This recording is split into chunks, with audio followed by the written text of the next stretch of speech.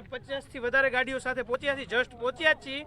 સૌપ્રથમ તો પહેલા કહેવાનું ગોપાલભાઈ ઇટાલિયાને કે હું ખેડૂત પુત્ર છું, કિસાન પુત્ર છું, નાનો માણસ છું। હજી 5 દિવસ થયા છે તમે ફોર્ચ્યુનરમાં ફરતા થઈ ગયા છો, હજી 5 દિવસ થયા છે તમે ચૂંટાણા ત્યાં તમે ફોર્ચ્યુનરમાં ફરતા થઈ ગયા છો, તો વિસાવદરથી ગાંધીનગર બસ આવે જ છે, બરાબર છે ને? તમારા દિલ્હીના કેજરીવાલની ઘોડે શરાબ ઘોટાલા, ઓલું કાંડ, આ કાંડ, આવા બધા કાંડ અમારા ધારાસભ્ય નથી કર્યા।